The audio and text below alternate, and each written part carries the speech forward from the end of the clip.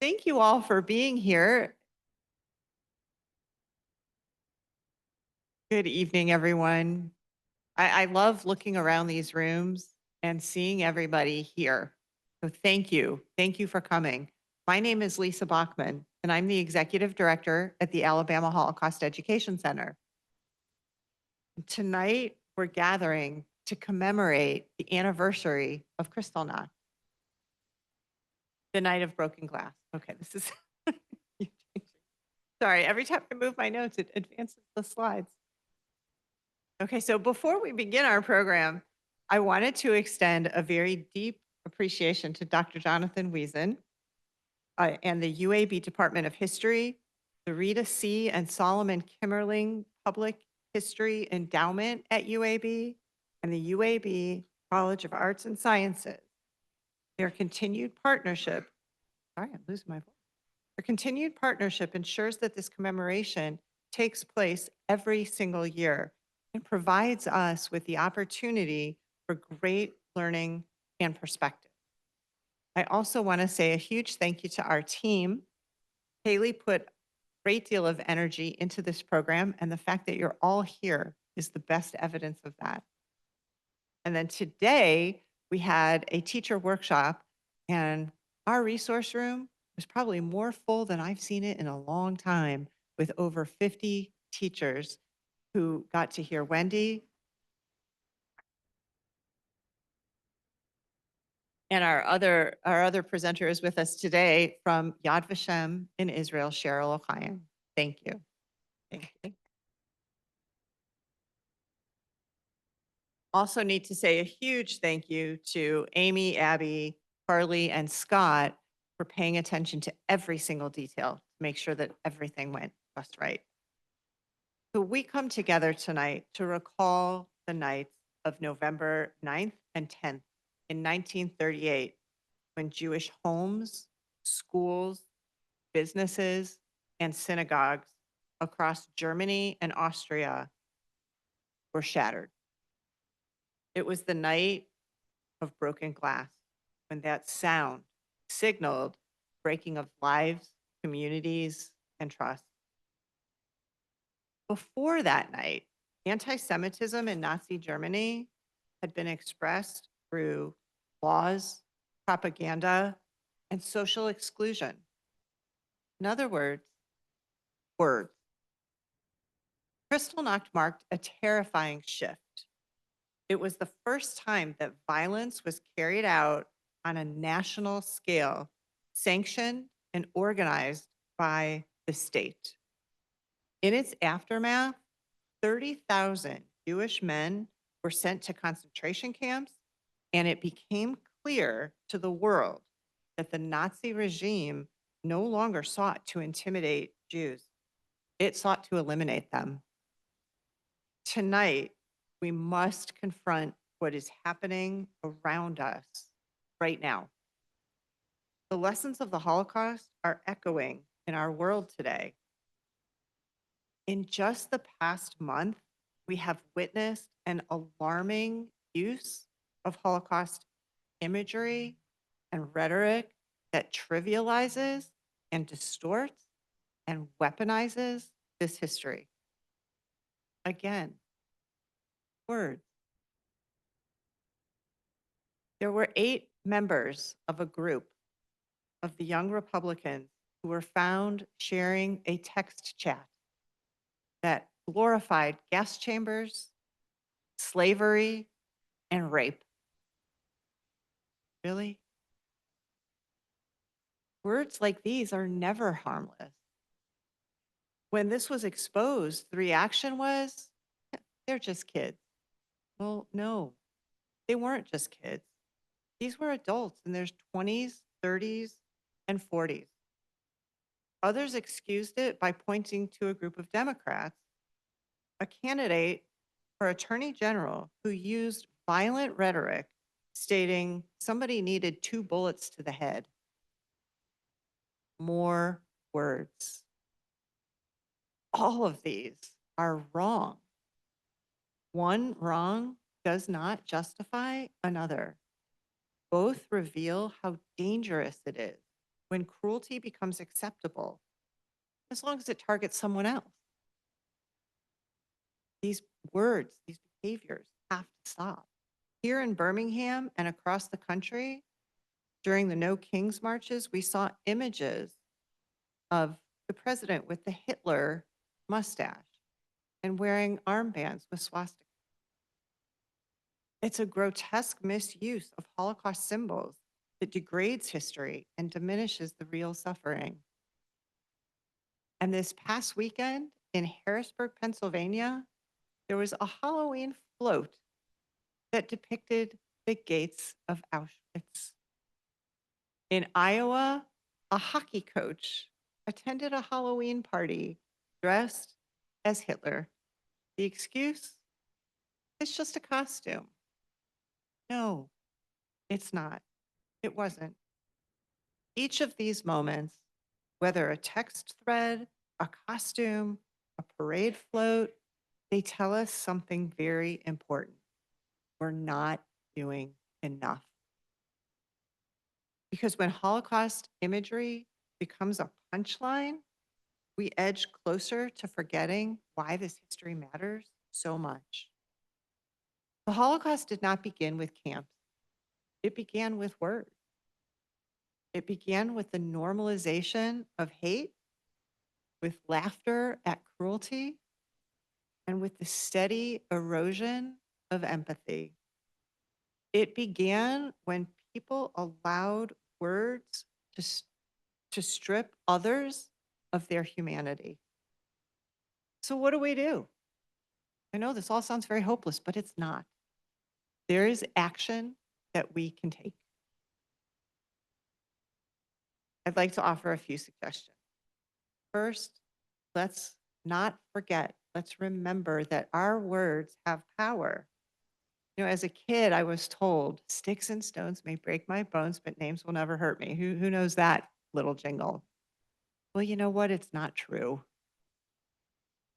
Whether it's online, social media, in our classrooms, in our communities, when we're out to dinner with friends for a bite to eat or family, these words matter, and we have to challenge the language of dehumanization. Words have power, and when we're silent, it gives them permission to grow. Let's stop using ignorance as an excuse. Ignorance is not neutral. It provides the recipe for distortion and acceptance. If you hear something, get curious, ask, is that really true? My husband can attest. Every time he tells me a story, the first thing I say is, are you sure it's true? We got to ask because there's so much out there that's not. And don't be afraid to challenge somebody when you ask that question. We can help get them educated. There are so many tools that are right at our fingertips. We have to stop justifying improper behavior. I think that one kind of stands on it. And then let's all either read or reread one of my favorite books by Robert Fulghum called All I Really Need to Know I Learned in Kindergarten.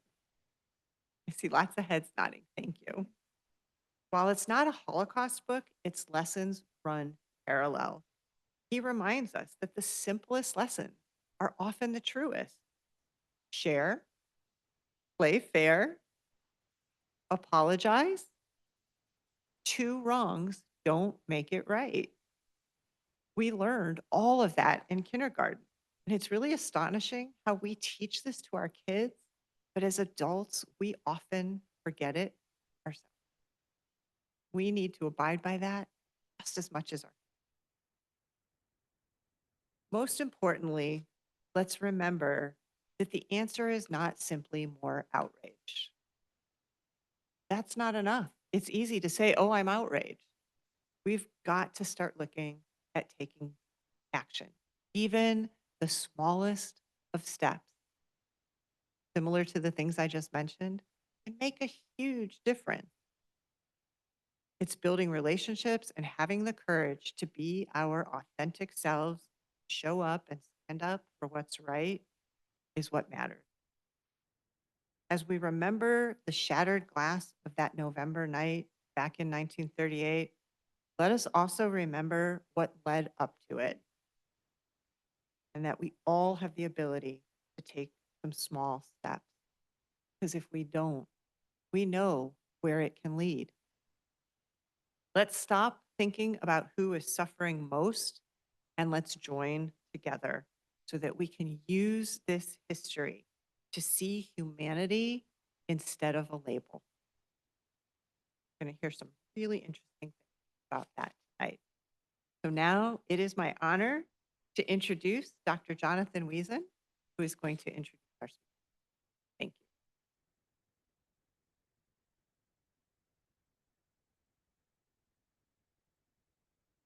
Thank you so much, Lisa, for those powerful words.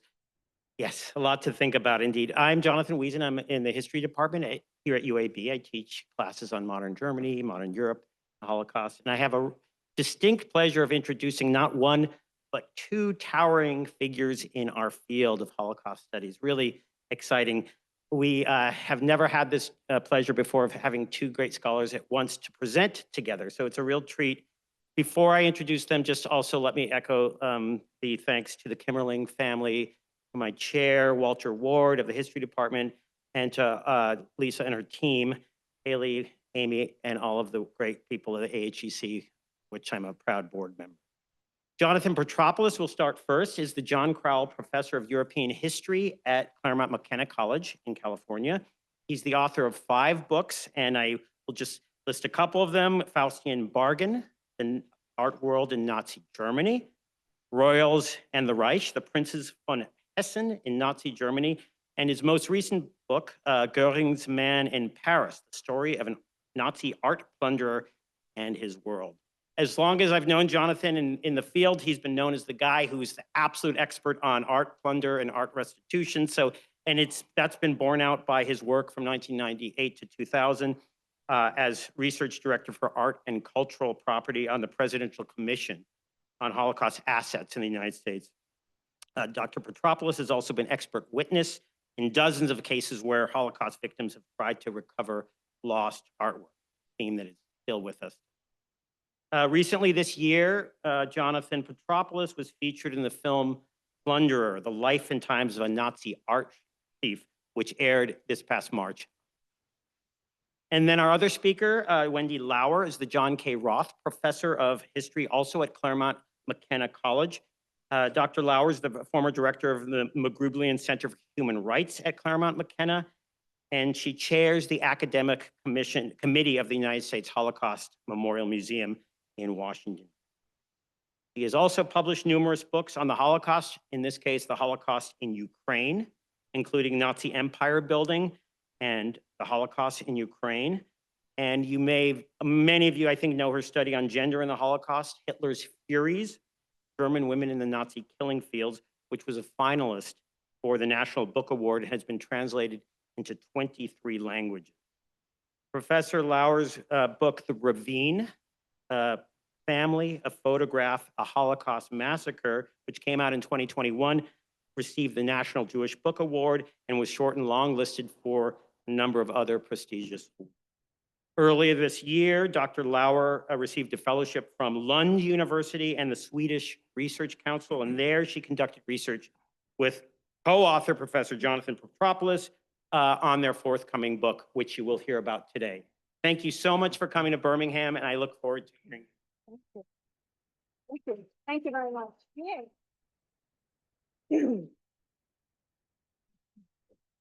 Let's do this. Gosh. We have lavalier mics. Are they working? Yes, I think so. Can you hear me? Can you hear me? Okay. In the back? Okay, good. Terrific. You go first. Okay. Welcome, everybody, to our presentation. It's just lovely to be here. This is our first time in Alabama, but not our last. And thank you for the invitation, Professor Wiesen, and everyone at the History Department. And the Alabama Center that we visited today with the teachers is a phenomenal resource, and I want to congratulate you on that. and your curricular commitment to teaching this subject in the state of Alabama. And please continue to do that. And Lisa Bachman, your introduction was so compelling, and everything that you laid out gives us all the reason why to continue to do this work. I also want to acknowledge that there are survivors in the room tonight, and I'm very pleased to know that. Thank you for making the trip out to join us for our book presentation. I'm getting gestures from the audience that it's not quite clear. So let me adjust this a little bit taller, higher up, maybe like this. Like that's better, yeah. Okay, I'm gonna lose a hand, but we'll continue on. Okay, so this book that we're working on, that we've been working on for several years, starts with a couple of questions. Jonathan actually was the brainchild behind the origins of this project. It came out of, I think I'm okay like this. Yeah, yeah. You sure? Yeah. Okay, it's too bumpy? Okay. Then I will.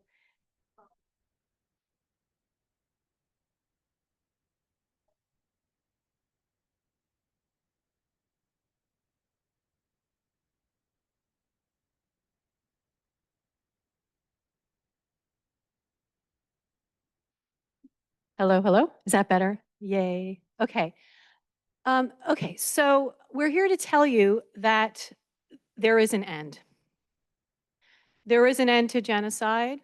There is an end to genocide heirs. We've been looking at this historically, and we wanted to focus on Himmler because that's our actual area of research. Our expertise is the Holocaust. And we started to explore these questions of Himmler's fate, Himmler's last days, what goes through the mind of a genocide heir at the end, what brings about that end, what are the levers, what are the mechanisms, what's the basis of his power that becomes a kind of unraveling, right? Of course, we know that the regime was defeated militarily, and that's an important point to make, and that's how many of the regimes that do collapse, they collapse through war. But in the case of Himmler, because he is history's on record, what we know, documented, the worst of the worst. We know at least 12 million so-called racial and political enemies of the Reich. This is not the tally of the war itself, which we can also add to the calculation here. But those whom he targeted as, starting with the Jewish population, but also the mentally and physically disabled and political enemies and so forth. But we wanted to put him, and we're going to go to this very subject at the end of our talk, put him in a deeper historical trajectory of tyranny and kind of genocidal activity, that exploitation of power. You can see some of these figures: Pol Pot, Milosevic, Stalin, obviously Hitler, Saddam Hussein, Idi Amin. How does his fate compare to history's worst? So an introduction to Heinrich Himmler. Many of you know who he is. He's notorious. He had an extraordinary array of positions, more titles than a good bookstore, one could say. And these are just some of the titles: head of the SS, chief of the German police, for the first time a unified police in all of Germany. He was head of the Reich Security Main Office, as you can see. He was a head of so-called research institutes that looked into Aryan ancestry. He was the recipient of funds from a circle of industrialists who gave him money to pursue this so-called scientific research, which included brain banks and other things that are very disturbing. He was in charge of resettlement of millions of people. That's the position, Reich's Commissioner for the Strengthening of German People. He became the Reich's Interior Minister in 1943. He was the head of the military branch of the SS, the Waffen-SS, about 900,000 people, heavily armed, very dangerous. He became the head of two armies at the end of 44 and 45. He was a terrible military leader and he was replaced. But this just gives you a sense of how much power Himmler had. We see him a lot of times very close to Hitler, standing right behind him and right near him. On the other side, he's right behind Hermann Goering and Reinhard Heydrich, also one of the architects of the genocide. So he's really in the company of the elite and the worst of the worst in this way. And we get a sense sometimes with these color photographs from the war where you see Himmler here and he's next to Bormann and Hitler, and you just get a sense here of Himmler in wartime. And of course, He is the architect of genocide, right? And the one most responsible for organizing and implementing the Holocaust. Himmler was also a family man. And actually, he had two families. This is his wife, Marga, and this was his mistress, Hedwig Podhast. Um, Goodness. Okay, so this is his family as far as what the regime knew, what the German public knew. And this is an interesting photograph. First of all, you can see him in this Bavarian dress. He was born in 1900 in Bavaria, in a town outside of Munich. His father was a gymnasium, a high school kind of teacher. And he grew up kind of in an atmosphere. He didn't serve in the First World War, although he really wanted to. I felt he got kind of missed out on that experience of being in the trenches with other Germans. But he got a heavy dose around the kitchen table from his father about German patriotism and the Jews, and it was the Jews' fault when they lost the war, and what it meant to sacrifice for Germany. And so Himmler comes out of the First World War, unlike Hitler, who actually served, kind of feeling like he'd been cheated of this war. But he's of this generation of 1900, which has been called by some scholars, wrote a book called the uncompromising generation. These are men, and you can see they're both mostly born, late 19th century, early 1900s, and you're going to see at the end when they mostly leave the scene, either they're captured, they commit suicide, they're executed, or they hide. That these are people who are, their lives are over at the age of 45, at the age of 50, because they are pursuing something with absolutely the determination and the stubbornness and the arrogance. There's no compromise. They are self-identified revolutionaries.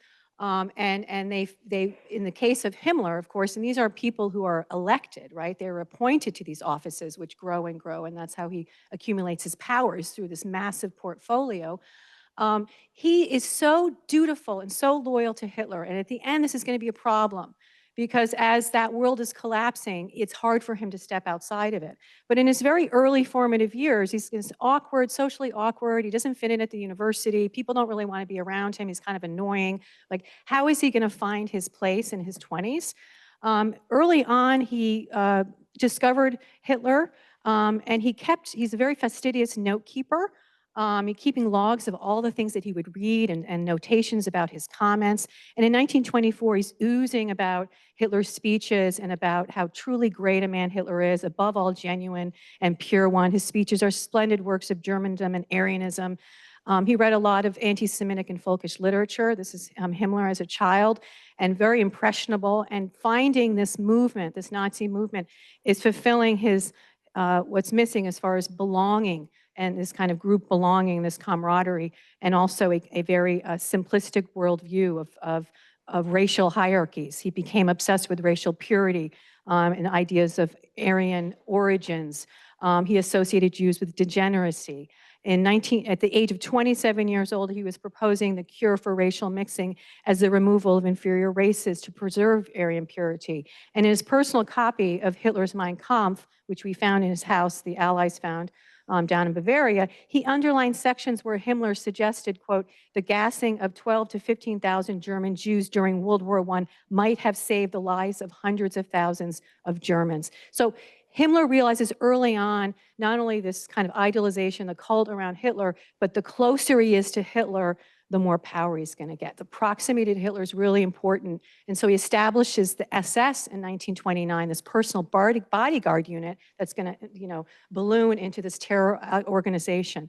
But here he is in Bavaria with his wife, Marga, who's quite a bit older than he is. She's a nurse. And this is part of their common interest in hygiene and racial science and the body and the biological. So they are seeing eye to eye on that, and also the so-called Jewish question. They have a bizarre relationship. It's kind of asexual. There's quite a bit of evidence for Himmler's has a kind of perverse behavior. We'll see this later in the camps as far as his direct torture of Jewish women. He's a voyeur. He's peering into the gas chambers to watch. There's a long history here of Himmler's sexual perversion. He refers to his much older wife as mommy and mama, and it's rather interesting, actually. They end up having a child, Gudrun, who's there in 1929. It's their only child, and then they adopt a boy, Helga. who's not theirs fully, and sadly has a very difficult childhood. They don't treat him as one of their own. So Hedvig Podhast is his secretary. She joins the RSHA, the Reich Security Main Office, in the mid-30s, around 1935, and he notices her, and she's part of this circle around him. And she's attractive and younger than his wife, and apparently brings out his kind of passionate side. And she was so warm-hearted. Himmler's associate Heinrich said that you could warm your hands, on her personality. And so they have this very intimate sexual relationship, and she's kind of kept separately in another location north of Berlin, and she has 2 children with him. And the second one is born in 1944, actually, July 1944. So Himmler was very famous in America in the 1930s. He appeared on Time magazine 3 times, and it's very interesting to see the 3 of them, right? And at first it's Heinrich Himmler. He is the force behind the minds. I can't quite read that. It's kind of generic. Then it gets worse in 1943. Himmler, police chief of Nazi Europe. The dead do not Revolt. And then the last one in the spring of 1945, Nazi Himmler, terror has come home to roost. And in this last Time magazine of February 1945, they portray Himmler as the most powerful man in Nazi Germany, more powerful than Hitler, right? Because of the SS and the police, Himmler had the ability to arrest Hitler, conceivably. And if there's anyone who could really supplant Hitler, it was most likely going to be Himmler in this way, right? So he was nominally the second most powerful man in the Third Reich, but some viewers thought he was even more powerful than Hitler in decline. This is we'll be touching on various sources that we've uncovered to try to illuminate some of our arguments, substantiate them. And this is fascinating. This is from the Imperial War Museum. Eva Braun, eventually the wife of Hitler, married her before he committed suicide. She loved to take films. She was actually working in the photo studio, the Hoffman studio. That's how Hitler came to know her. She was like an assistant in the photo studio, and that was Hitler's photographer, Hoffman. And so Eva Braun liked to take home movies. And so if you want to see on the Imperial War Museum website kind of the behind the scenes, and it's important because, of course, these images that we see, including the ones on the cover of Time magazine, that's how they want you to see them, in the Hugo Boss fancy SS uniform, and that's how they're projecting their power and the cult and the aura. But, they have a private life. And we saw that one picture of the family, for instance, where he's in the nature and this nice Bavarian bourgeois kind of father figure. But here in these private settings, you can see, and this is a moving picture, and Jonathan took some stills for me there, and they're kind of creepy, actually. This is in the Berghof, and they're talking kind of very informally in this living salon kind of situation with all the other leaders who aren't here. And you can just see his body language and his movement, and the entire time he's, they're standing around. He keeps moving behind Hitler, and he's just wanting to be kind of, it's not just he's the bodyguard, but it's just, you can just realize in that kind of imagery and that informal setting that his entire existence and his power ultimately was, dependent on Hitler. But in 1945, Hitler is, right, he's lost it, right? He has Parkinson's. He was addicted, that his doctor is injecting him with all kinds of medications to keep him going. There's a book about it called Blitzed. He's on all kinds of uppers and downers. And he's isolated in the bunker. We're going to talk about that. And the question is, like, who's going to emerge? What's the possible outcome for Germany under those circumstances? And who will take on the next chapter post-war? So the story of the end of World War II in Germany is usually focused on the bunker, the Führerbunker, right? This is where Hitler commits suicide on April 30th, 1945, and you can see the outside of the bunker there where his body, his corpse was subsequently burned. And for most people, that is the story of the end. There's a wonderful film from the early 2000s, 2004, called Downfall, der Untergang in German, and people think that's how it all ended. There's more to the story than the bunker. And so our goal is to take the story of downfall out of the bunker and tell it on a broader national, international scale. And so what we did is we tracked Himmler. Our book starts at the bunker, right? On April 20th, 1945, Hitler's 56th and last birthday, right? And then Himmler leaves, and we tell the story what happens to Himmler after he leaves. And I'm going to go back because I passed the historiography slide.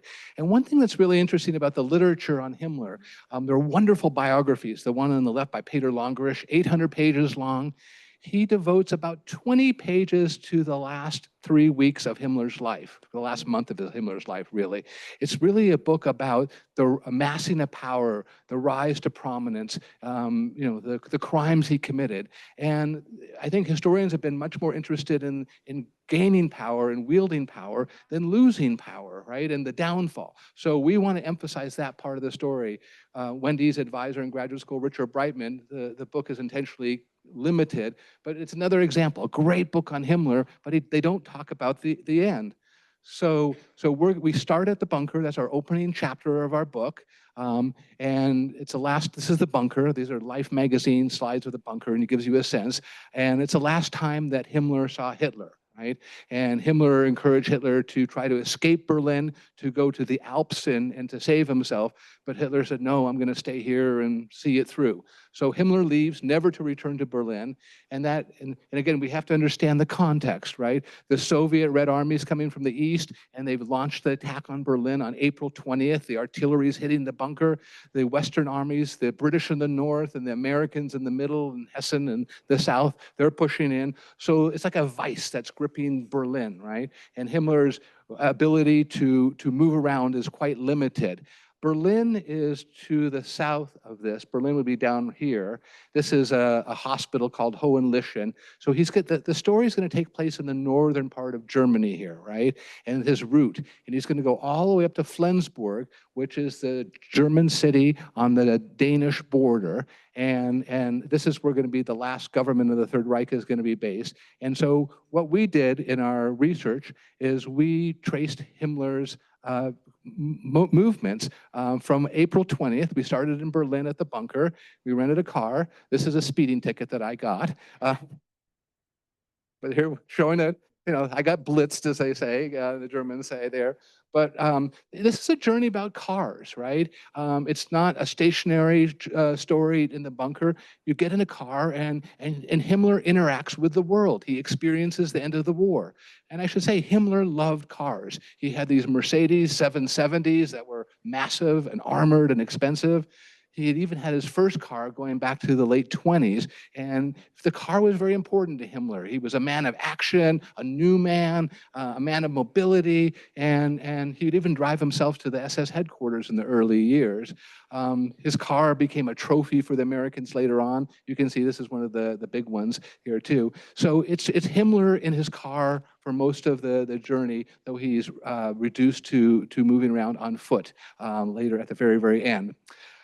He leaves the Berlin Führerbunker on April 20th, and he drives up to the SS headquarters at Wustrow. And this is about an hour's north of Berlin. And this was a castle, a Schloss, that the SS took over. The SS liked to have their headquarters in castles. It was very common. And it was based in this small town that the SS had created a model village. This is how Germans were supposed to live, in these quaint little towns. It's a spooky, haunted town. It was then when it was filled with SS men, and it is still today. This is Himmler looking at some models for developments, and remember he did resettlement work in that.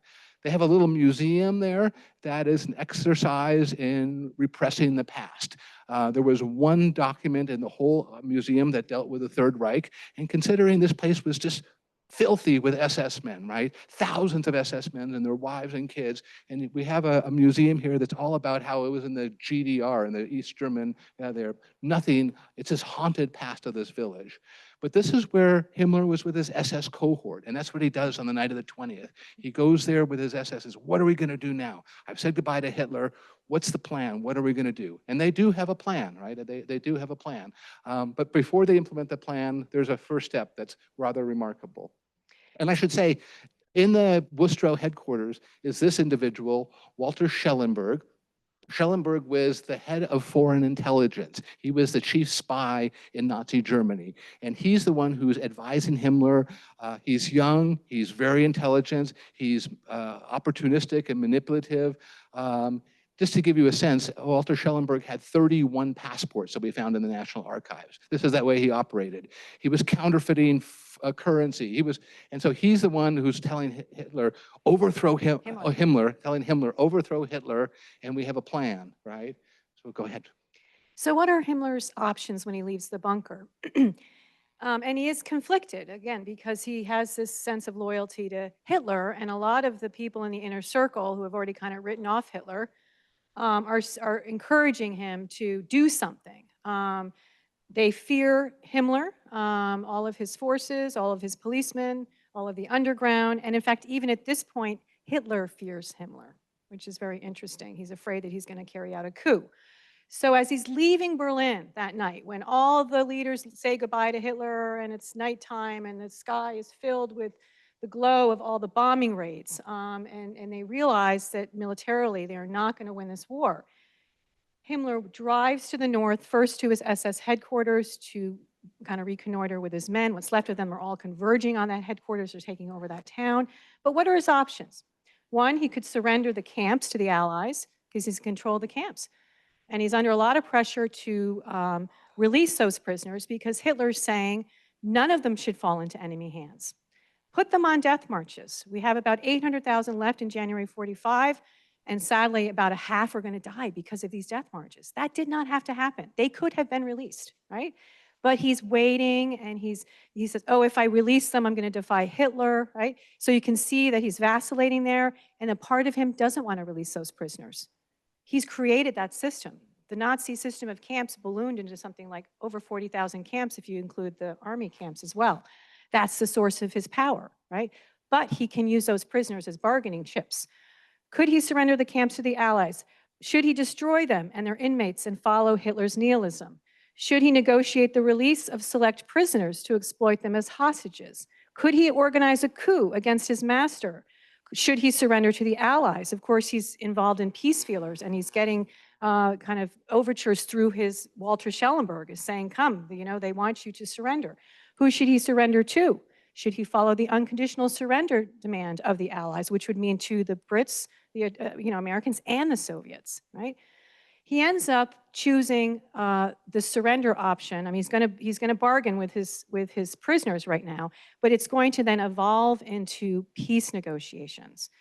But the peace negotiations that he's going to pursue are going to be limited to the Western Allies, and he wants to convince Churchill and, after the death of FDR, Truman, to join the Germans to fight the Soviets, saying it's inevitable. We're going to have to fight Stalin. We don't want Stalin to overrun Europe. Let's get started now. You guys are on the continent. You've landed in Normandy.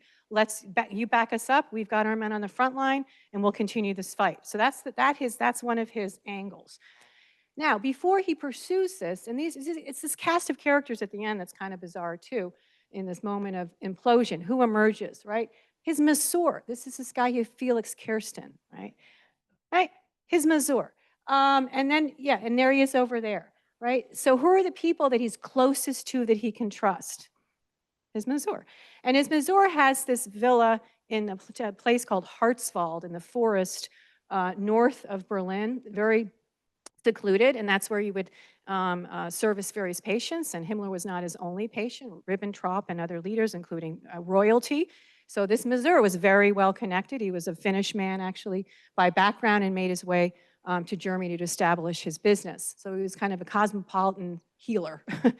And so he's treating Himmler because many of the SS men suffered from various ailments and ulcers and nervous disorders and things like that.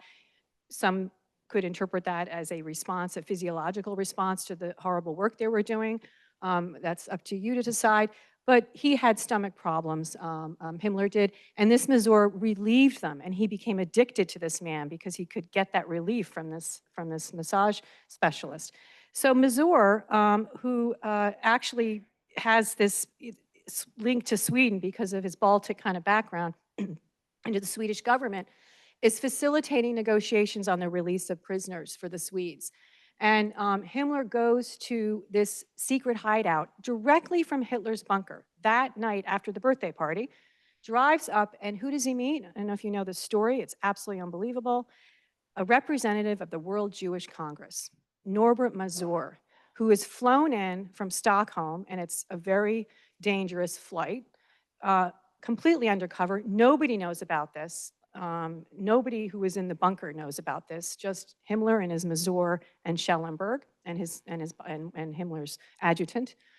And this Norbert Mazur, he's a German Jewish man. He eventually gets out of Germany just before the Holocaust and has gets Swedish citizenship, is friends with Wallenberg, is part of a Jewish-Swedish group, also Hillel Stork, and they are organizing rescue activities. And of course, Wallenberg goes into Hungary and is involved in the rescue of tens of thousands of Jews in Hungary and Budapest, giving them those special passes so they can get out and have through the Swedes.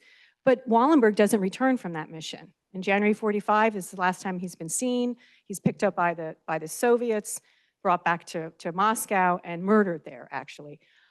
So this is a very dangerous mission that Norbert Mazur is going on. His friend Wallenberg did not come back. He's flown in a plane which has a swastika emblem on it. It's kind of undercover operation, lands in Berlin Tempelhof, is whisked through security as a kind of Himmler's guest. You know, nobody really knows who he is. They make their way by car up to this Hartswald facility. Now, we couldn't find this facility. Oh, you want to show them the... So we did find Hartswald, but it's in the middle of nowhere. It's in the middle of a forest, and we couldn't find it. We spent three hours looking for this one day. We finally went to a local restaurant, and we said, do you know where Gut Hartswald is, where Felix Kirsten was? He says, yeah, but first have a bite. And Wendy said, what do you recommend? And he said, the house specialty. And this is what came. It's fish and aspic. And it was the most disgusting meal I've ever seen in my life. But after the meal, he took us to Hartswald. I had to eat it. But some of it I wrapped in a napkin. You know that old trick, and you go in the bathroom. It was tough.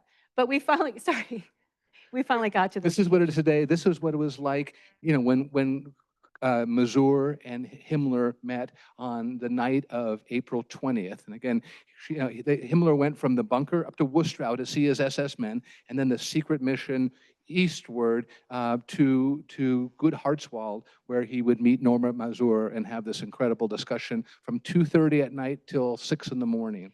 And they're having this conversation. Why would Himmler, at this moment, agree to meet with a German Jewish man? Is it a reckoning? Is it his conscience? Why does he do this? Because when they meet in the end, he's very stingy. He doesn't, Mazur wants him to release all the Jews that are in the camps. There's 20,000 Jewish or international community, but very Jewish concentrated in the Ravensbrück camp, right? At this point, Buchenwald had been liberated. Bergen-Belsen had been liberated on the 15th. 60,000 prisoners. The British were completely overwhelmed and shocked and nauseated, right?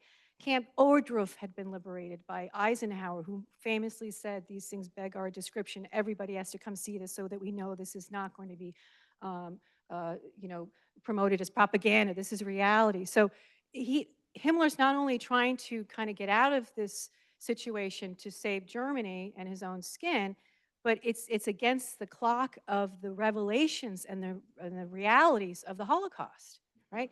But so he goes to meet with Mazur thinking that they can kind of make peace with this. He says to Mazur says to his friend, the Mazur, the massage guy, Kirsten, as he's walking into this meeting, they're out in the driveway, he says, well, we're just gonna try to bury the hatchet.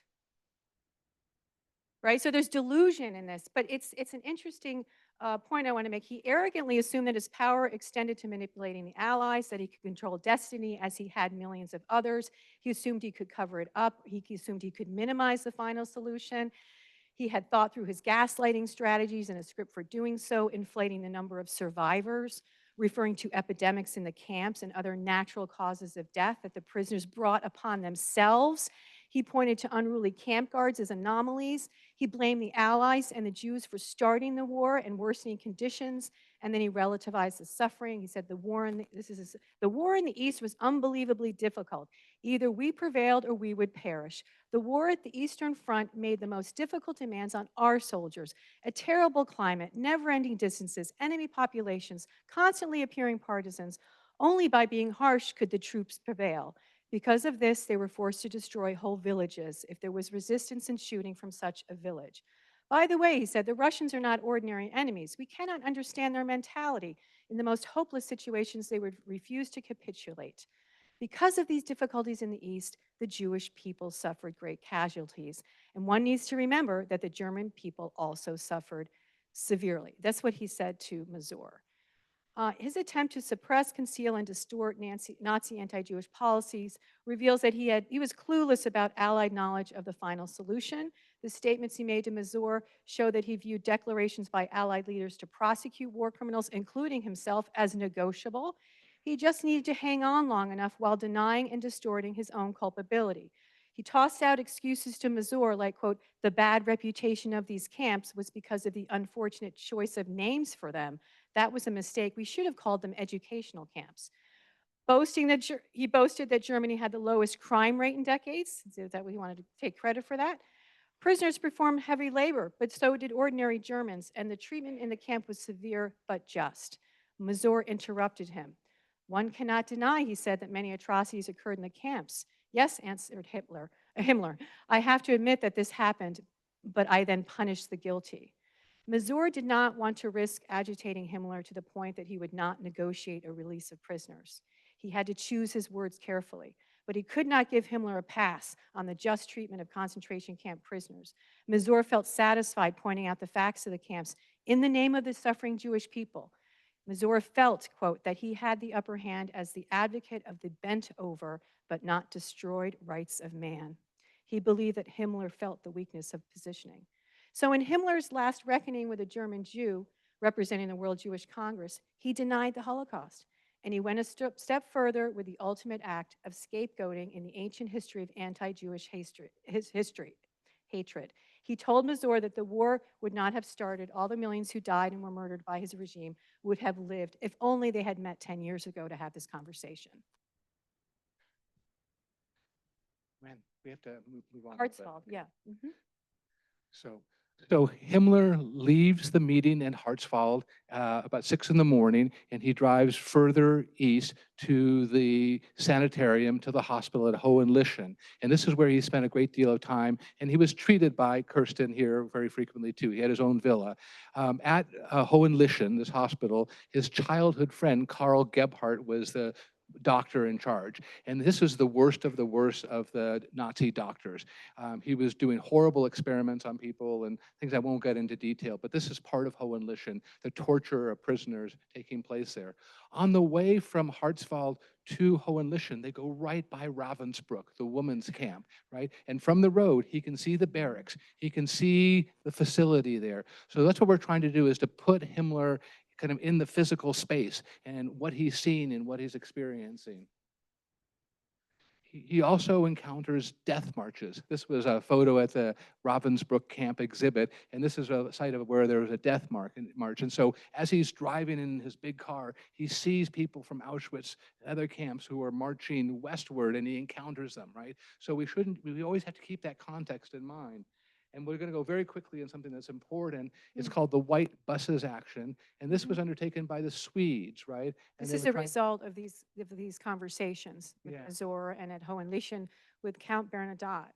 One of the other emissaries from Sweden, very important, from the royal family, actually the nephew of the king, was Count Folke Bernadotte. And you may know that his biography extends into the establishment of Israel and the Palestine question of the fate of Palestinians in a two-state solution. And he's assassinated in Israel shortly after these events in late 40s. But the Swedes are really important in this chapter as far as obtaining the release of up to 20 to 30,000 prisoners here at the very end. And you get a sense of the geography, right? So, Hartswald is right about here, Hohenlychen is right about here, and they go right by it. So this is where it is. So Count Bernadotte plays this incredibly important role. He's the nephew of the Swedish king, so he's a Swedish royal, and he starts negotiating for Scandinavian prisoners, and then he broadens that out to all concentration camp prisoners he's trying to save, and then he switches it to peace or surrender negotiations, right? And so what happens on that morning when Himmler leaves from Kurt Masur, Norbert Masur, he goes to see Bernadotte at Hohenlychen, and they have these discussions. Will Himmler act against Hitler and surrender Nazi Germany to the Western Allies, right? To the British and to the Americans, and effectively the French as well. And that's the question. At this point, on the 21st of April, Himmler is not ready to do that, and he says no. And Schellenberg's in despair because he wants to do this, and so the story goes on at that point. Eventually, 4 days later, Himmler comes around and says, I'm ready to sign the capitulation. And he meets Bernadotte again in the city of Lübeck, you saw further north there, and they meet about midnight. Their discussion is interrupted by an aerial bombardment, and they have to go into the cellar, and they see ordinary people. And after an hour and a half there, they go back upstairs, and this is the document where Himmler surrenders Nazi Germany to the Western Allies. It's a dramatic moment because it is, I think after midnight, it's dark and all they have is a candle and he's sitting there and Bernadotte's like, okay, and like, how are we going to compose this? And he writes this out himself. So this is the original letter. And you can see it's written to Excellence. It's not written to Churchill or to Truman. But this is a letter, and actually we found this in the Stockholm archive. This has not seen the light of day because it was written to the Swedish foreign minister, Gunther, and it stayed in his archive. And when we were in Sweden, we went up and found it. And it's kind of interesting letter. You want to comment on it? Well, it's an amazing letter, right?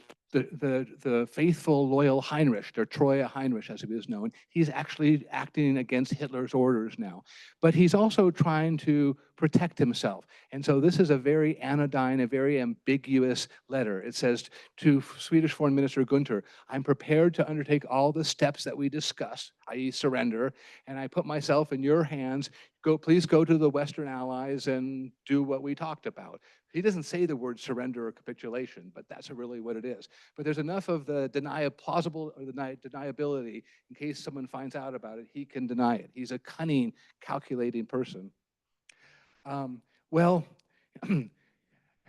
the British, I know, isn't that amazing? The British force his hand because the surrender offer comes to the British and the Americans, and they give the offer to Reuters, and then they broadcast it on the BBC and say, Himmler tried to surrender Nazi Germany to the Western Allies. It's intercepted by Hitler in the bunker. He goes crazy and erupts volcanic. His most loyal, longtime assistant has betrayed him, and Hitler proceeds to fire Himmler from all his offices. He's no longer Reichsführer SS, no longer Minister of the Interior, and he fires him. But of course, Hitler has no power over Himmler at this point, and Himmler's on his own. But it's getting complicated here, right? So Himmler is denying to certain other high-ranking Nazis like Ernst Kaltenbrunner, who's head of the Reich Security Main Office, I didn't really surrender. And so he's showing his true colors here as he denies what he had done. But 5 days later, 6 days later, on the 30th of April, at 2:30 in the afternoon, Adolf Hitler and Eva Braun committed suicide. And Himmler was at this small castle, this Schloss Kalkhorst, when he received the news that Hitler had killed himself. He also learns the news that he is not going to be the successor and the head of state, and rather Hitler has appointed Grand Admiral Karl Dönitz. Right? And this is a huge blow for Himmler. He thought he was the natural successor, and suddenly this military, this head of the Navy, is the successor. Well, Himmler knows how to be the loyal supplicant in this way, and so he chases Dönitz, right? He starts chasing power, and Dönitz is forced to move northward. The British are advancing from the west, the Soviets are coming from the east, and so the Germans have to flee to the north. That's the only place they can really get to at this point in time, right? And so Himmler's trying to find a role, and he's going to Dönitz and saying, help me, you can use me, I can keep order. And on the way to Dönitz, he sees all these amazing things. He goes through the Bay of Lubeck, where I don't know if you know about the Cap Arcona, a ship filled with concentration camp survivors, and it was mistakenly bombed by the British, who thought it was a German military vessel. And you can see over 7,000 people perish on the Arcona. And it's a horrible event where the SS guards are machine gunning the survivors in the water, and other Nazis on the shore are machine gunning them if they make it to the shore.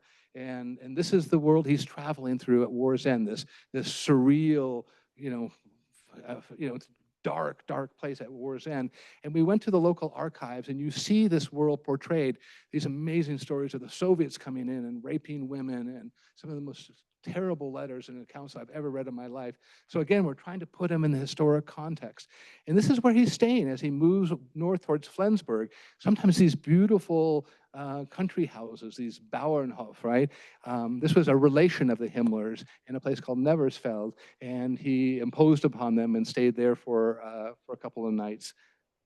Part of the story of the kind of implosion, but also the dissolution of his terror system is now he's kind of in motion. He has, his headquarters are moving, they're not stable. Logistically, it's very difficult to have his entourage of, 250 SS men and the motorcades and everything that kind of brought him into a scene that was intimidating and horrible. And we were kind of, in the book, we kind of joke as he goes from these kind of castles to, these living in these castles and being hosted by barons and so forth, to ultimately he's in barns and like sleeping in barns, and we're going to get there. But you can see kind of his descent in that way through these physical spaces where he's forced to kind of relocate and operate from, and the communication systems are breaking down. One of his sources of power, of course, is issuing orders, right? And they're not going anywhere. Things are being intercepted, they can't be delivered, and so it adds also to the chaos and the violence of his underlings who are radicalized. Even if he wanted to control things and try to decrease the violence, he really was not in a position at the end to do that. So the last government of the Third Reich, headed by Karl Dönitz, moved up to Flensburg, and they went into the naval college, the Naval Academy at Moorwick, which is just south of Flensburg. And it was a turn-of-the-century facility created for the new German Navy by the Kaiser Wilhelm II. And it was a secure facility. It still is today. It hasn't changed since 1945. And this is the base for Dönitz and the government, Albert Speer and others in it. And this is where Himmler is trying to ingratiate himself.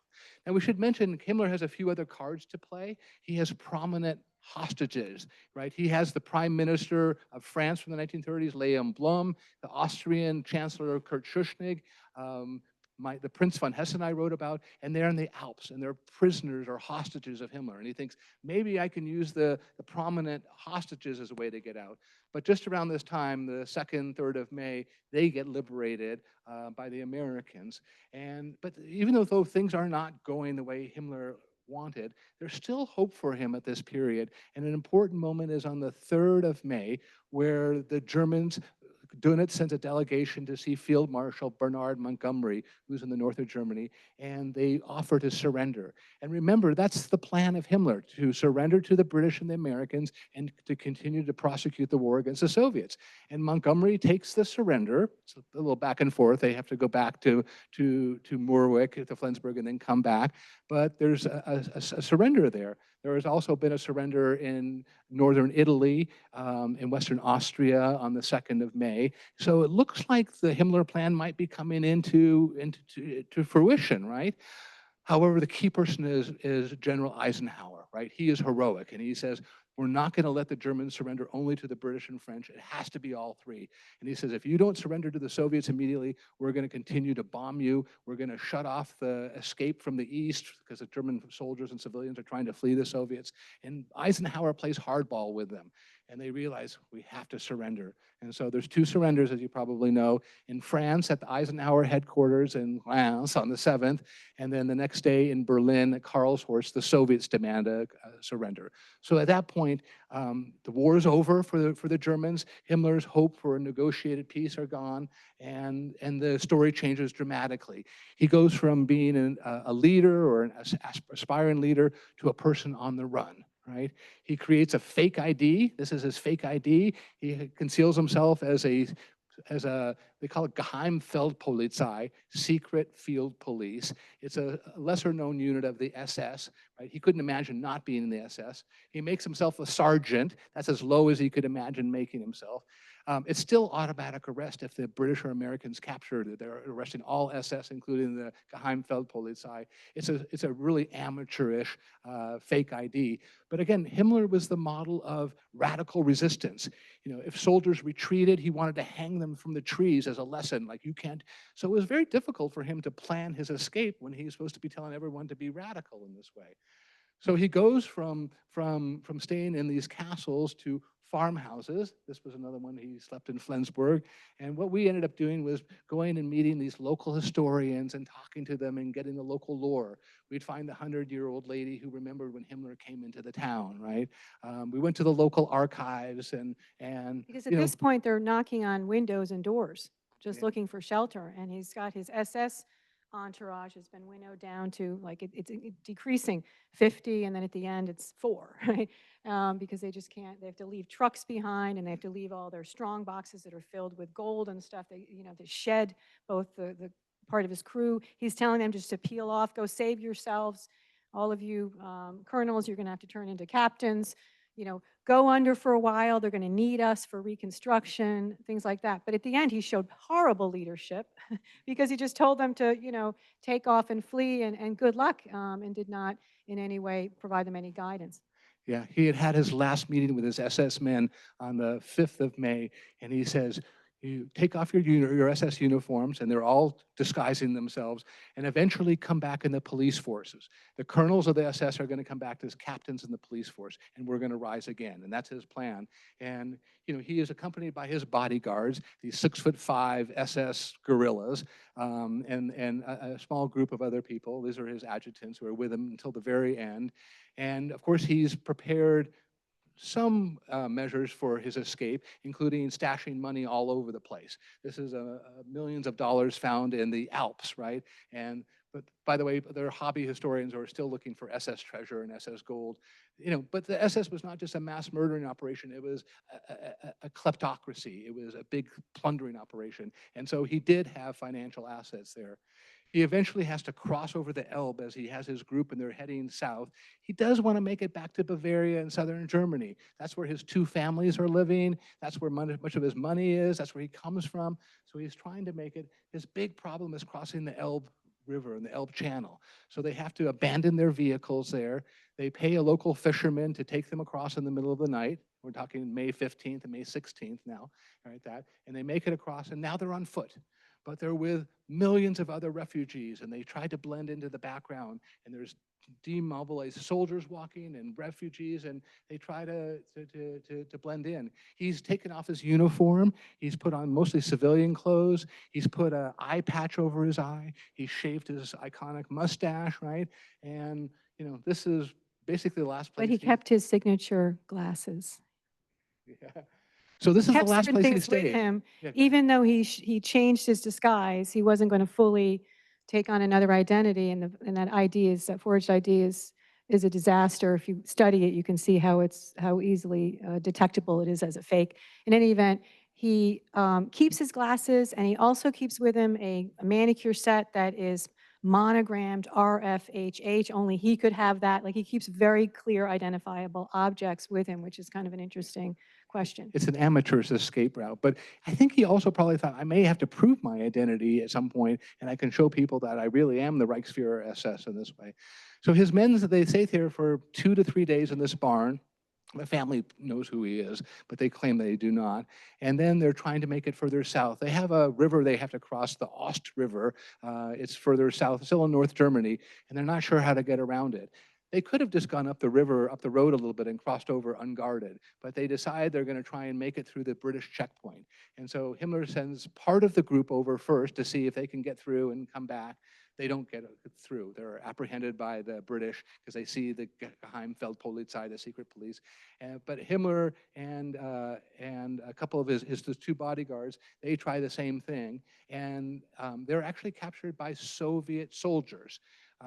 two Soviet soldiers who had been POWs, German POWs, till a couple days earlier, and the British have engaged them as guards, as as aides to help in this effort. And they see these people running along a road, and they yell halt, and they capture him, and they put him in a very small facility overnight, one night. The next night, they put him in a barn on the river in this town called Bremervorde, right, in this way. And then on the 23rd of May, the last day of his life, they move him to the camp at Westertimke. And this had been a This is German. Go Yeah, ahead. this was a camp where the Germans killed tens of thousands of Allied POWs of all forces. And now it's been converted into a detention camp for German POWs, right? And they're capturing them, they're nabbing them and bagging them. That was the language of the time. Nabbed and bagged millions of prisoners, and they're trying to process them. They're overwhelmed by the numbers that they're able to round up. And of course, many of them just surrendering. The war's out. Huge burden in addition to, for the Allies, in addition to the camp prisoners that they're caring for, to process all these Germans who are in these automatic arrest categories. And Himmler is now among them. Of course, he's Hitzinger, right? And they don't know that they have him in captivity. But there's an afternoon, at least a half a day, when he's in this camp that he was part of that system constructing, and he's on the other side of the barbed wire, and his feet are sore, and he's kind of feeling like, oh, I'm a prisoner now. And so they transfer him from the big Westertimke to a smaller camp for the more serious offenders, because they know he's SS, but they don't know who he is. And they send him to the place called Barnstedt, and there he comes forward, because Barnstedt, the camp, is filled with SS, and of course they're going to recognize him, right? And he knows that he can't say incognito, so he demands to see the camp commandant, and he goes forward with Grodman and Macher, the two bodyguards, and actually they say, look, he wants to tell you something, and he presents himself to the camp commandant, and he says, Heinrich Himmler. And he takes off all the disguises, and the person kind of recognizes him and says, oh, yes, you. But they're still trying to figure out, if it's him, right? And they subject him to all these tests. They make him write his handwriting test, they make him write his signature, and they're testing him. But they are convinced it is Himmler. And they later that evening, he is interrogated at Barnstedt by British intelligence. Those documents have not been released, but we know he was interviewed there. And then they send him to a kind of safe house in Lüneburg. It's about 20 minutes away, and it's a special ops site type of thing, right? And they bring him in and for interrogation, and this is the building in Lüneburg.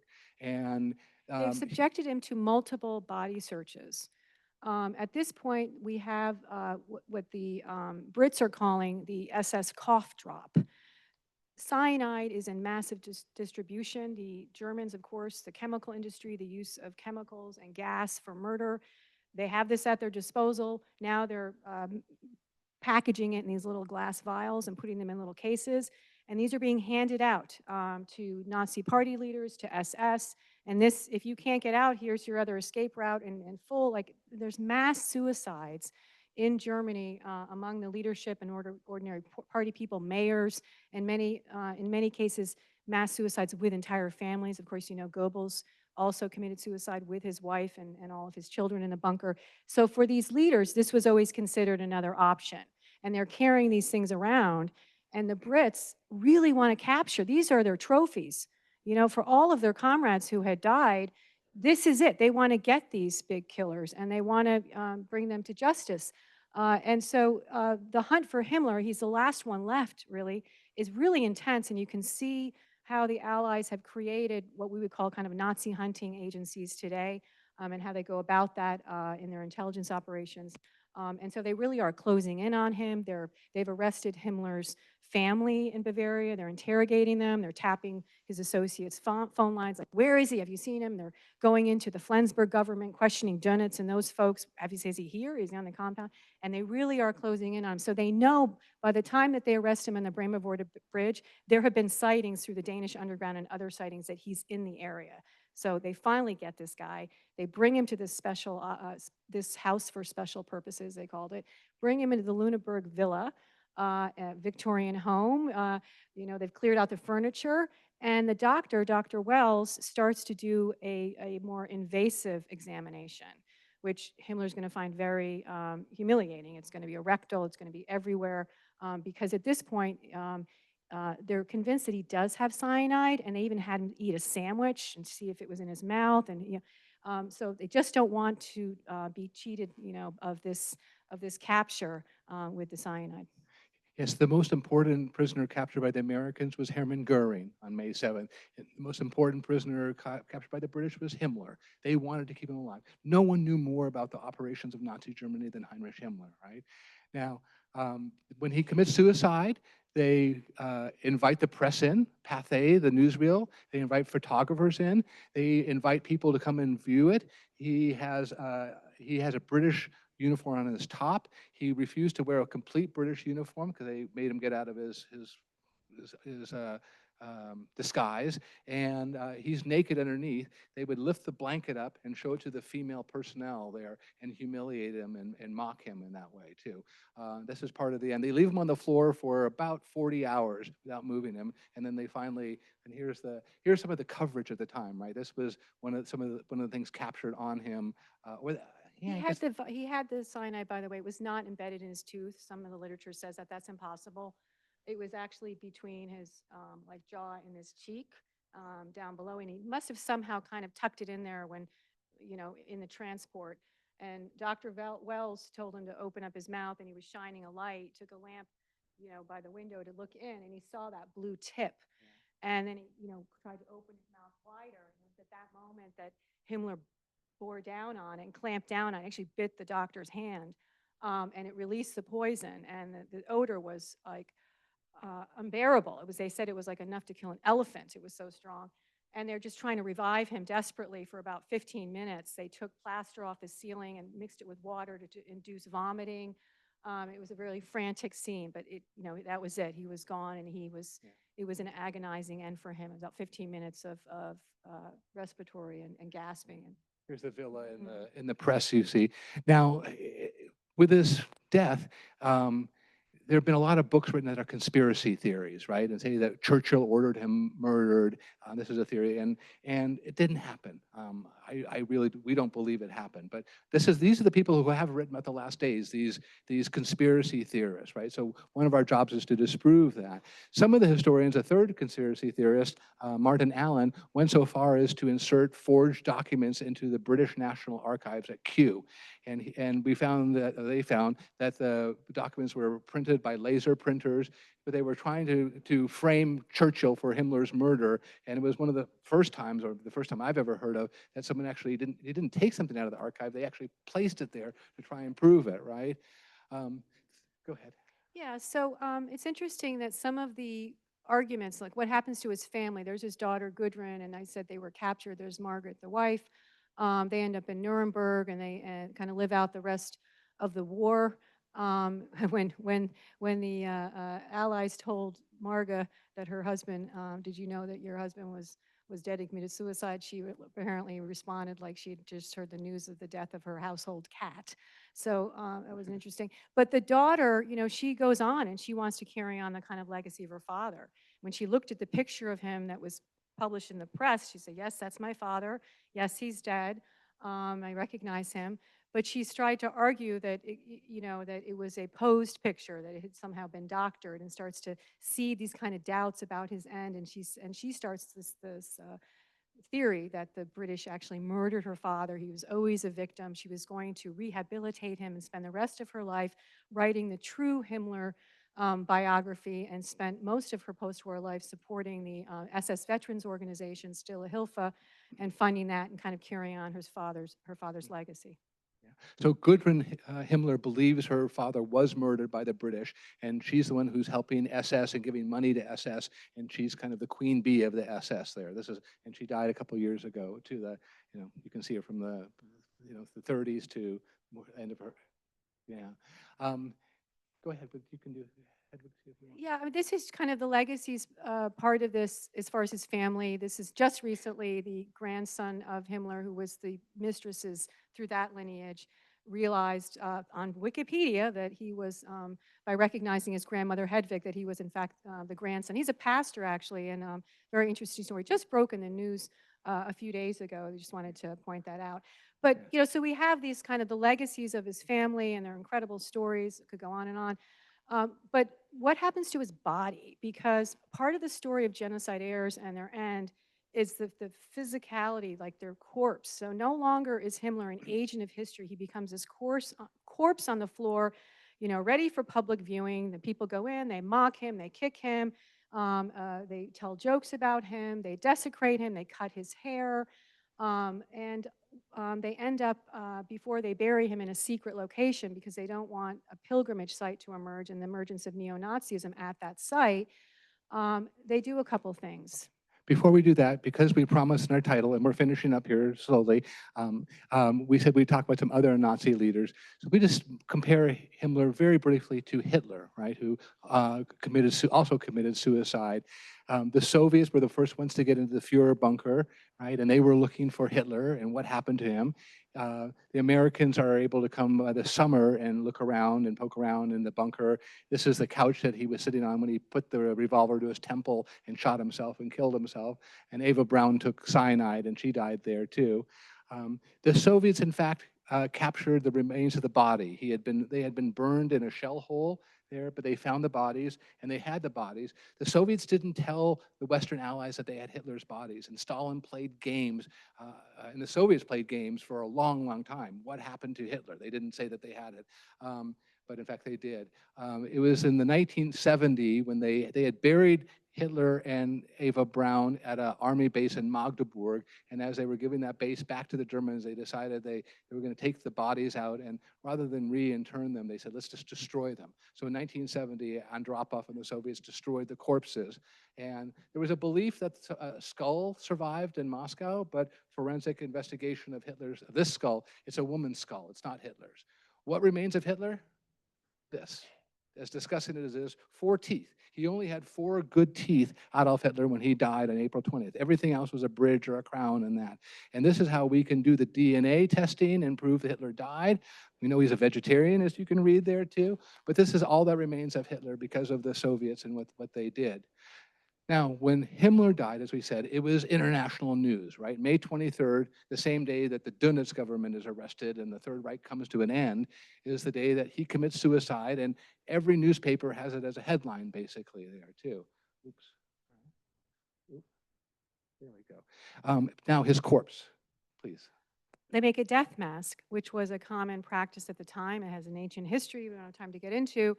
And Himmler himself kind of fantasized that he would have a death mask, but be part of a kind of pantheon of heroes, not a death mask as a notorious genocide heir. But the British take this impression of his face, which is, you know, an interesting expression. Is kind of strange. I can explain that a little bit. For identification purposes, right? So if they are going to secretly bury his body, but they have to absolutely prove to the Allies, who get to see his body on the ground, but just for the future, for history, for all of us to absolutely say without a doubt, this was Himmler, and he's gone, and you know he didn't escape to some secret hideout in South Africa or wherever. They also remove his brain, which was another common practice at the time. Mussolini's brain had been removed. At Nuremberg, Robert Ley's brain was removed. When Einstein died without his consent, but his son was part of that, his brain was removed, right? Because this was a moment of trying to understand behavior through brain science and neuroscience. And what, you know, if the sulcal patterns or certain shape of the brain might indicate a sadistic gene of some sort. And so that was the scientific kind of thinking at the time, and that's why they removed his brain. And we've been trying to find his brain. We've been on the search for this not because we want to, you know, physically have his brain. And in fact, Mussolini's brain turned up on eBay, pieces of it. Himmler's is not there as far as we know. And we've written to every possible location and gone to like Royal Army Medical Archives. I've contacted the Brain Bank in England, the National Brain Bank. These things are now anonymized. You can't find someone's brain anymore because once it's brought into a kind of banking kind of storage system, it's given a number and then you don't know who the person is, right? That's the practice, the privacy practice. So just today I heard back from another scientific archive and they said they don't have his brain. So our colleagues in England are running around helping us trying to find his brain. I mean, the scholars and doctors were looking for the basis of his evil, right? So they looked for the physiological with the brain, didn't find anything. They also tried his diaries. Those were found in the late 50s, some of his youthful diaries. And there was a scholar named Werner Angris at Berkeley, and he said, maybe I can see his youth that engendered the malevolence, right? And the malice and as there. And he says, no, you can't find that in the diaries either of young Himmler, right? So that didn't work. Yeah, he had his school report he said he was a very able student who by tireless hard work, burning ambition, and overly lively participation achieved the best class results in the class. This is 1913, 1914, about 14 years old. His conduct was exemplary. So there's really no way to predict, that someone is going to become a Himmler, as it were. And he's not this walking monster, on first glance, right? It's what he did in this system, and the power that he had, and his obsessions, his various ideological obsessions. And this was learned. This was not. He may have been. We may be cognitively advanced now over time, but at the end of the day, the difference between good and evil is about behavioral. It's not about anything that's kind of how you're like pre-wired. But this was something that they were just at the time trying to figure out how this monster came into existence.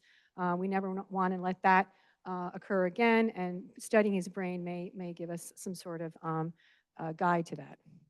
So some of our colleagues, like Christopher Browning and James Waller, have used psychology and social psychology to try to understand the perpetrators, and that's probably more useful than pathology and that. Now, there is still something special about Himmler, right? He is the embodiment of, I'll use a theologically tinged word, evil, right? And the British who captured him in May 1945, they knew that as well, right? There was a sense for all the people present, the guards who were there, the soldiers, and they were in the presence of something, cosmically evil, right? And it's so interesting to see what had happened to the things that Himmler had and brought with him. Well, first of all, the way that's been monetized is very interesting. You can see this photo of Himmler dead, an original one was selling for $5,000 there, right? So I thought, all right, that's interesting, one of the photos there. You can go on eBay and you can buy the post-mortem examination that was done after his body was laying there for a couple days. That's been available. That was taken by one of the British members who was at Lüneburg and then subsequently sold probably by a child or grandchild. Okay, then you can even take the thing that he wrote when they were testing his handwriting. It's like, I have to clean my rifle in German, is what he writes over and over again. That's also available for purchase. The Americans looted his house in Bavaria, and those things turn up all over the place. And so this is just one of thousands of examples, the test.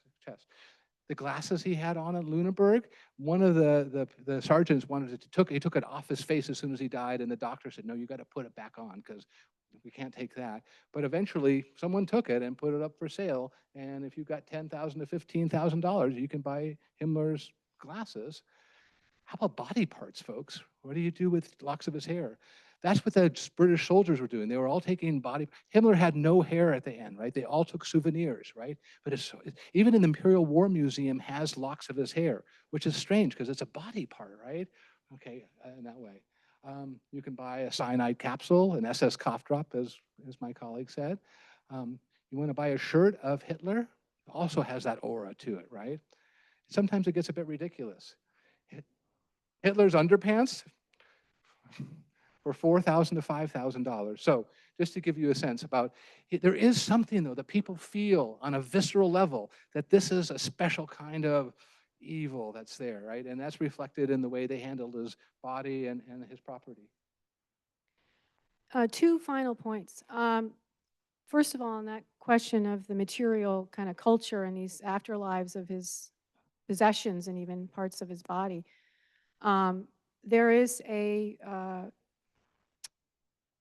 worry. It's not simply that there is an aura because it's authentically from this horrible person, but the practice of trading in these things and putting a price tag on them, and then people collecting them and adoring them and fetishizing them like that, that kind of consumption really, I think, diminishes who this person really was.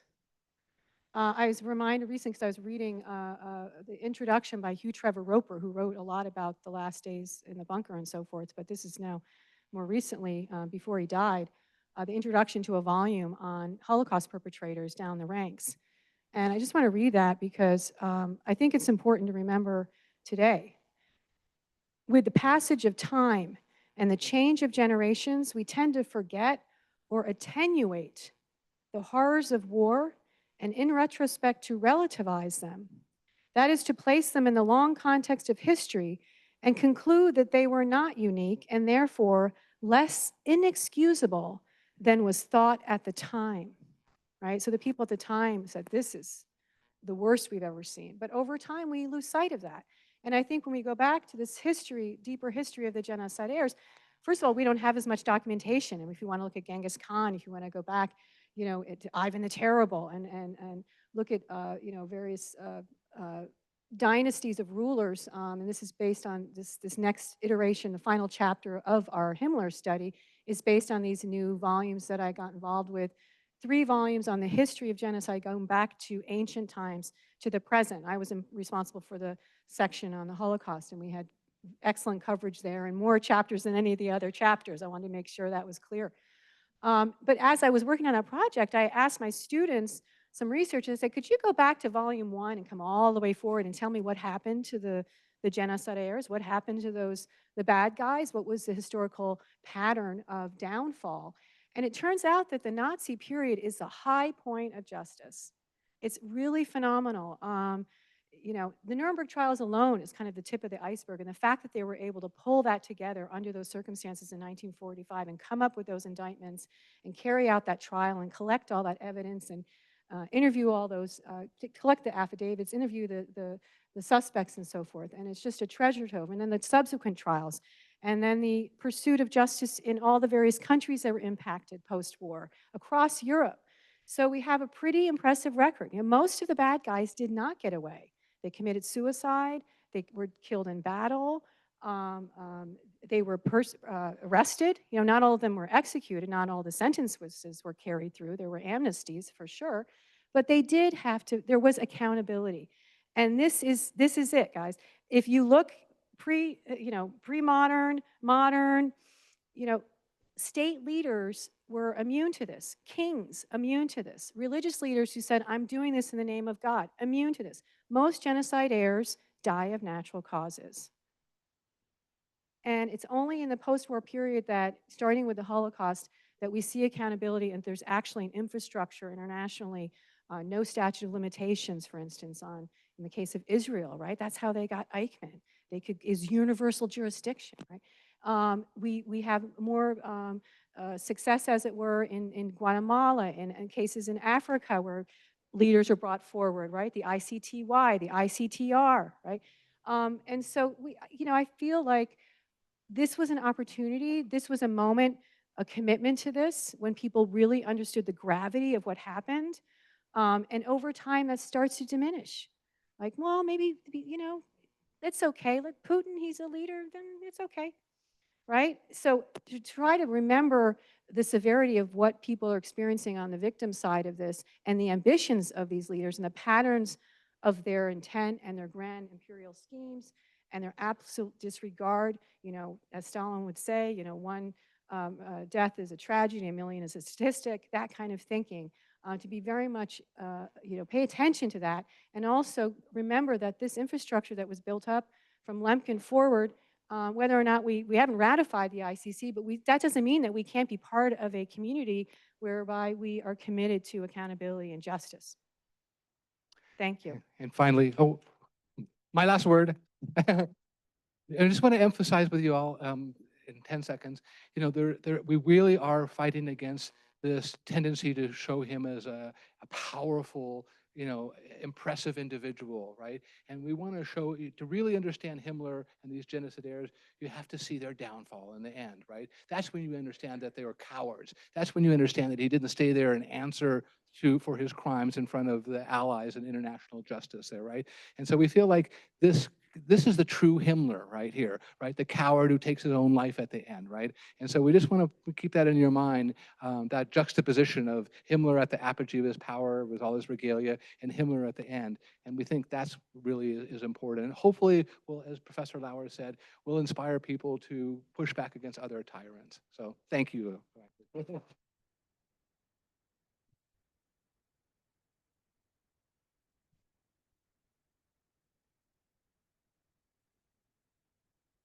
Thank you so much, Wendy and Jonathan. I have to, I know some people have to go. We're sort of slated to 7:30, but we have a couple minutes for questions, I think. But just to acknowledge, as somebody who's worked in this field for a long time, it's really remarkable how you recreated this and focused both on the materiality and on the sort of stories that haven't been told. So it's really quite impressive. I think that we do see a question there. Are you okay with taking a few questions? We have to wrap it up fairly soon. We went a little long, but let's get a question. That's okay. It's I think we got the first airing of this material in the country, so in the world. So we are quite honored. Question, yes. Yeah. Yes, sir.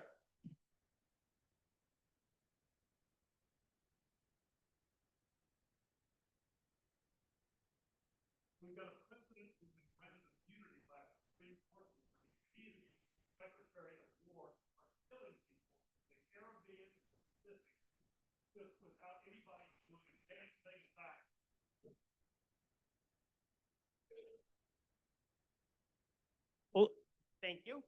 We'll take, there's nothing I can say to, yeah. We'll take a question and I'll let them speak to both the question and your important comment.